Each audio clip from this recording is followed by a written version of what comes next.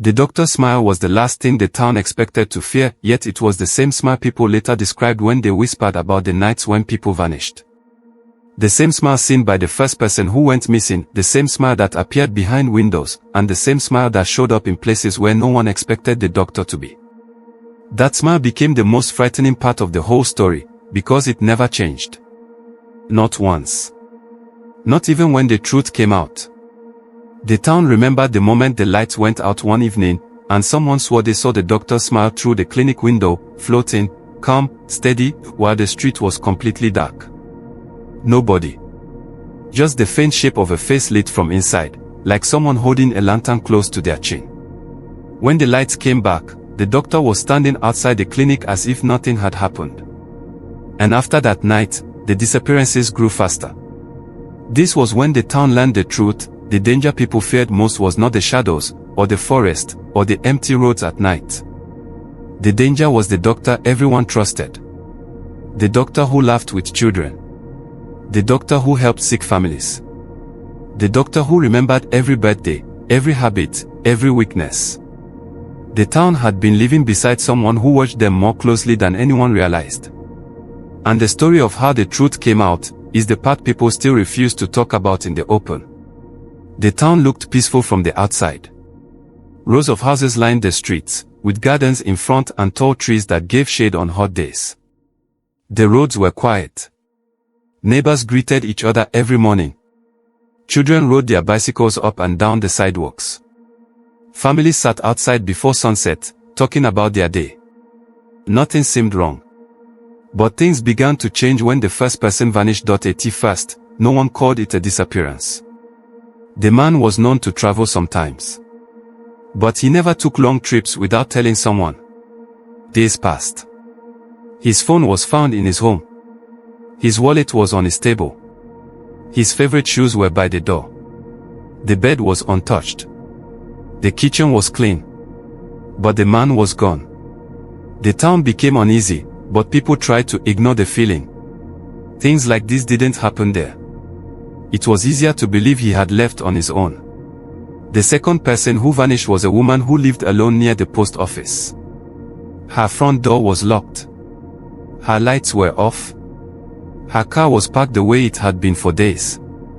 Neighbors said they saw her walking home one evening, carrying groceries. But after that night, no one saw her again. People began locking their windows earlier. They closed curtains even during the day. They checked on each other more often. But even then, no one suspected the doctor. Why would they? He visited families to make sure they were calm. He told them to stay inside and stay safe. He told them to call him if anything scared them. Then a young boy went missing.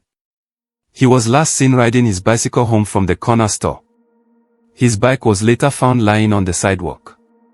No damage. No sign of struggle. Just abandoned. Fear finally began sinking in. People blamed strangers.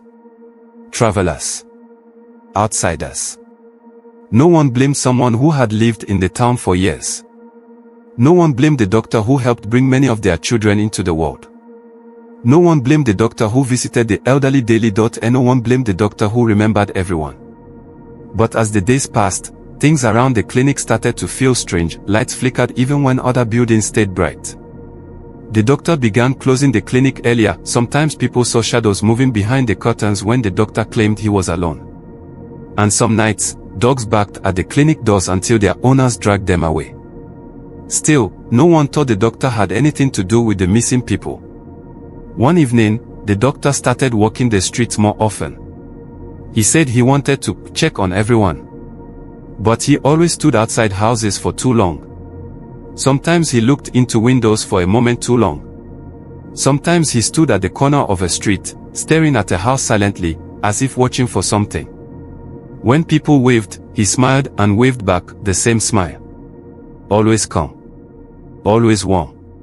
Always wrong. The disappearances continued. Children were kept inside. Stores closed early. People whispered about leaving the town. One night, someone reported seeing a figure moving behind the clinic after midnight. The next night, someone had a door creak open inside the clinic even though it was locked. Another person claimed to have seen the doctor at 2 different places at once near the clinic, and at the same moment, someone else swore they saw him near the school. Rumors spread fast. Still, no one wanted to believe any of it. Everything changed the night a loud sound echoed through the town. It came from the clinic. A crash. Something falling. Someone yelling or crying, no one was sure. Neighbors walked outside and saw the clinic lights flickering on and off, as if someone kept flipping the switch quickly. The door was slightly open, swinging in the wind. People gathered slowly, unsure of what to do. Then the lights went out completely. Silence settled over the street. A neighbor stepped forward, trying to peek inside the clinic. Another held a flashlight, shining it through the doorway. The beam hit the doctor's white coat on the floor. But the doctor was nowhere in sight. The townspeople felt a cold heaviness in the air, like the building itself was breathing. No one dared to enter. Not until the town's maintenance worker arrived, saying he was called earlier to fix the clinic's failing power system. When he entered the clinic with his tools and flashlight, something felt wrong. The air felt thicker, heavier. The halls were quiet, too quiet. Papers were neatly stacked. Cabinets were locked. Nothing seemed out of place. Except for one thing, a thin line of light coming from behind a supply shelf, where no door or window should have been. The worker walked to it and pushed gently. The shelf moved. Behind it was a hidden door made of metal. No one had known it existed. The workers and neighbors exchanged looks. The maintenance worker twisted the handle and the door creaked open. A cold draft rushed out. Inside was a long hallway that led to a second room. The room was dimly lit by a single bulb swinging slightly, as if someone had just walked through. The moment people looked inside, they froze. The missing people were there. Not hurt. Not harmed. But not fully themselves. They sat on the floor, back straight, eyes open, breathing slowly, silently. They didn't react when the flashlight beam hit their faces. They didn't blink. They didn't speak. They barely turned their heads. They looked like they had been sitting for hours. Maybe days. Their expressions were empty. Not scared, not sad, not angry. Just blank, as if their minds were somewhere else or holding on to something unseen. No one knew what to say. No one knew what the doctor had done or why. The townspeople helped the missing individuals out of the room. Some stood but their movements were slow. Others had to be guided by the arm. Not one of them spoke. Not one of them explained anything. It was as if their memories had been wiped clean like chalk on a board. While this happened, officers searched the clinic for the doctor. They checked rooms, closets, the front desk, the back door, the hallway, and even the roof. The doctor was not there. The officers searched the streets. Neighbors helped. People called out his name. No answer came back. But just as the search was about to stop, someone spotted a faint white shape moving near the tree line behind the clinic. Officers ran toward it. They found the doctor standing near the trees, facing away from them, looking at something in the distance. His hands were calm at his sides. His breathing slow. One officer called his name. The doctor turned around. He was smiling. The same smile. When the officers told him he was under arrest, he didn't resist. He didn't frown or shout or ask questions. He simply held out his hands calmly, as if he had been waiting for this moment. As they walked him through the streets, families peeked from windows. Some cried. Some whispered. Some stared in disbelief. The doctor kept smiling softly as if greeting friends. When asked about the hidden room, he said nothing. When asked what he had done, he said nothing. When asked why he kept the missing people hidden, he said nothing. Instead, he looked down at the ground and breathed quietly, the same way he always had in the clinic. He was taken to the station, and after questioning, he was sent to a prison cell to wait for trial. He walked into the cell without hesitation. He sat down on the bench. He folded his hands. And he smiled. The townspeople hoped the mystery would end there, but strange things continued. The people who were found in the hidden room returned home, but their behavior stayed unsettling.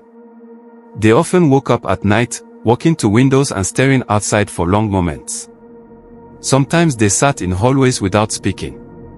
Sometimes they stood in corners as if listening to something only they could hear. They recognized familiar faces but acted unsure about places they had lived in for years. Doctors from outside the town tried to help, but nothing worked. They said the missing individuals had deep confusion, maybe caused by stress or shock. But no one found clear answers. The hidden room was sealed. The clinic was closed. The town avoided it completely. Some people moved away. Others stayed but never went out after dark. From the prison, the doctor still refused to speak. Officers said he spent hours sitting on the bed, staring at the wall calmly. Sometimes he looked up at the security camera and smiled softly, as if he knew someone was watching. The townspeople tried not to think about him. But nights felt different. Too quiet. Too heavy.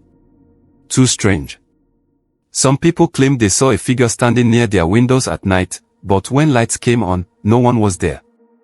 Others heard soft tapping on their walls, but nothing outside moved. And no matter how long the doctor stayed locked away, people still talked about him as if he were just around the corner. Some said the missing individuals sometimes whispered in their sleep, saying they could hear the doctor walking even though he was miles away behind bars. No one knew what he had planned. No one knew why he chose those people. No one knew what he had done in the hidden room. And no one was sure the danger was truly gone. The town learned a lesson that stayed with them for years. Sometimes the darkest secrets hide behind the warmest smile. And the scariest danger is the one no one suspects until it is too late.